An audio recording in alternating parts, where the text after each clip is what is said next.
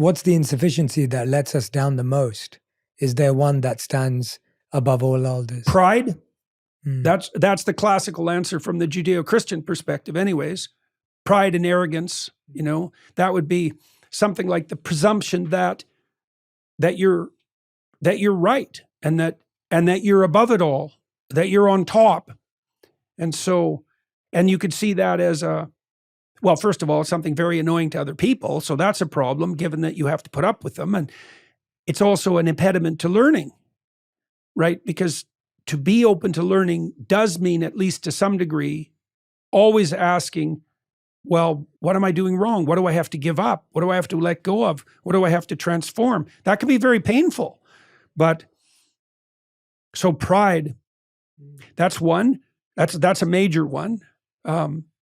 Hedonism, that's a problem, and that's a kind of immaturity. So that's that desire for immediate gratification at the expense of other people, at the expense of you in the long run, right? At the expense of the general future. And so that's a very difficult thing to overcome. I mean, a lot of what you do when you're socializing children is you're trying to encourage them to become capable of integrating their various hedonistic desires so they don't conflict with one another, so that they can find their gratification in the long run in a manner that's commensurate with the needs and wants of other people.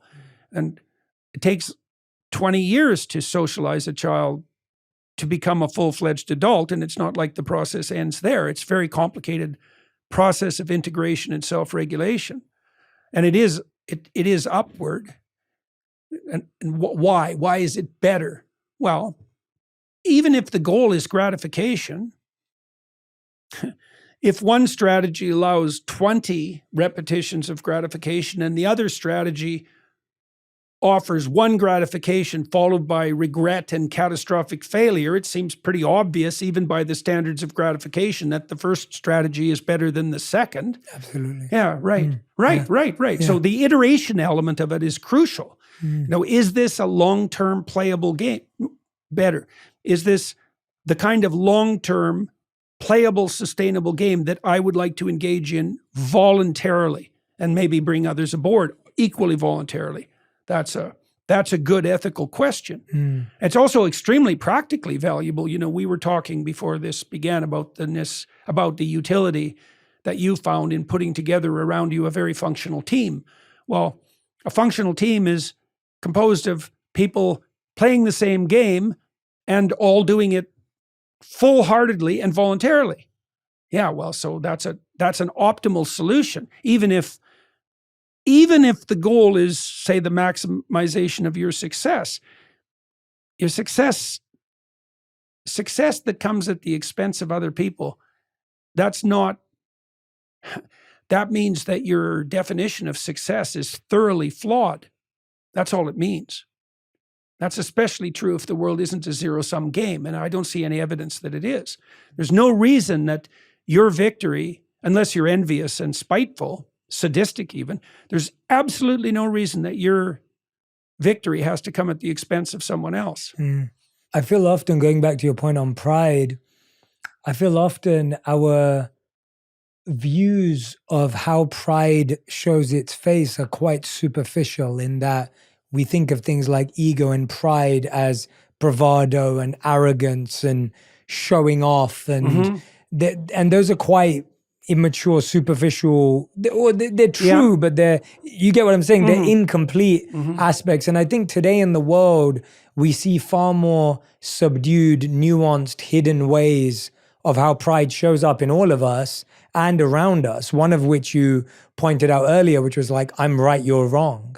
And this can show up on a daily basis, whether it's a comment section, a chat room, an online place, whatever it may be, that there's a feeling that ego rules us, not in the I'm the boss and you're lower down, but in I'm right and you're wrong, and my way is the best way, and my political party, my God, my whatever it may be, is better than yours. Yeah, well, some of that is the attempt to obtain status, and sometimes that's predicated on the erroneous assumption that if you defeat someone, let's say in an argument, that you're right.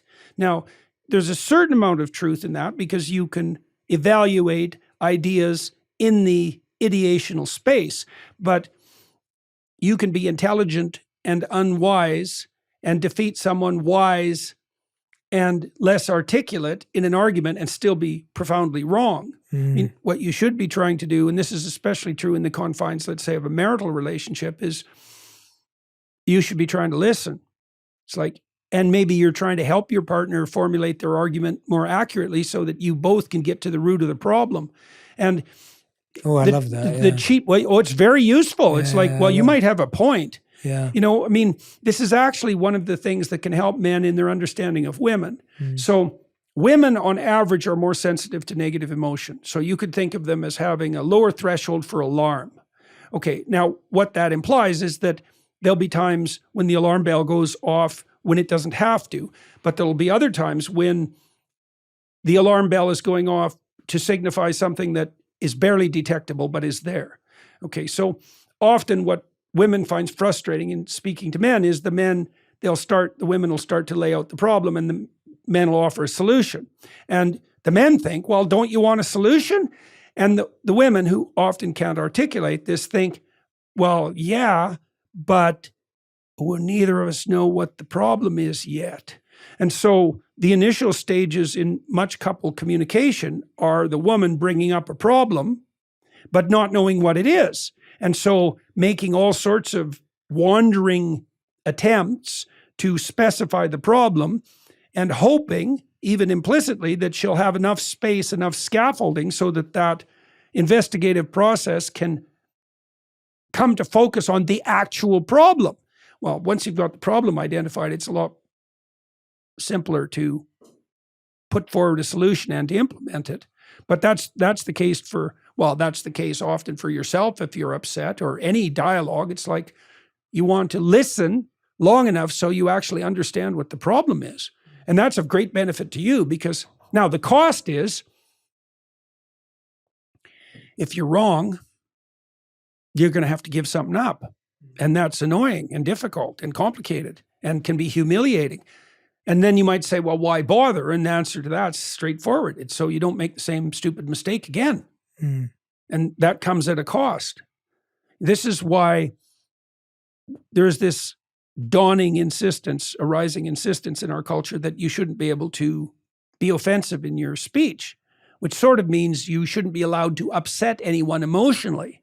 Well, if you're speaking about something that's foundational and you're pointing out an error, that's going to be upsetting to the person you're talking to, because it means they're going to have to do a fair bit of cognitive retooling. They're going to have to undergo a partial death and rebirth. Well, that's can be terribly painful, but it's better than actually failing cataclysmically repeatedly in the world. You know, so we substitute death in argumentation for death in actuality. That doesn't mean that death in argumentation is nothing. And because there is an emotional burden and an effort that has to be made, people are resistant to that. I'd rather show that I'm right so that you have to change. Fair enough, but you might be the one with the problem. I mean, that's a terrible thing to contemplate.